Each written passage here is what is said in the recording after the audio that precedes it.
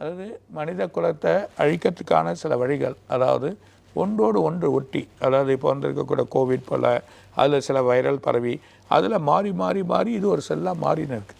இந்த செல்லாக அதிகமாக மாறின்னு இருக்கிறனால தான் இந்த நோய் ஒன்று உருவாயிருக்கு. இந்த நோய் ரொம்ப டேஞ்சர். அது பிரெயினை அஃபெக்ட் பண்ணுறது இல்லாமல் அது ப்ரீத்திங்கை குறைச்சிடும். ஆளே 2 நாள்லேயே ஆள் உடலில் போகிறதுக்கான வாய்ப்பு உண்டு. ஸோ இறக்கிறதுக்கான வாய்ப்பு உண்டு. ரொம்ப கேர்ஃபுல்லாக இருக்கணும்.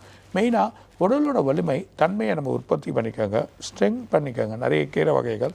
2வது நிலவேம்பு. இந்த நிலவேம்பு போல் இந்த கொய்யாப்பழத்தோட இலைகள் இதெல்லாம் போல் பப்பாயா இதெல்லாம் நம்ம எடுக்கிறப்போ நிறைய ஸ்ட்ரென்த்து நமக்கு கிடைக்கும். இது எதிர்த்து நிற்க வேண்டிய ஒரு காலங்கள் இருக்குது. இதனால் நோய் பரவறதுக்கு அதிகமான வாய்ப்புகள் இருக்குது. ரொம்ப கேர்ஃபுல்லாக இருக்கணுன்றதை சொல்கிறார். அதே நேரத்தில் மக்கள் ரொம்ப கவனமாக இருங்க. 3வது இந்த விஷயத்தில் ஐயப்ப சாமிக்கு போகிறாங்க, கோயிலுக்கு போகிறோம், கேரளாவில் நிறைய இடத்துக்கு போகிறோம். இதெல்லாம் கொஞ்சம் என்ன வேணும் உனக்கு?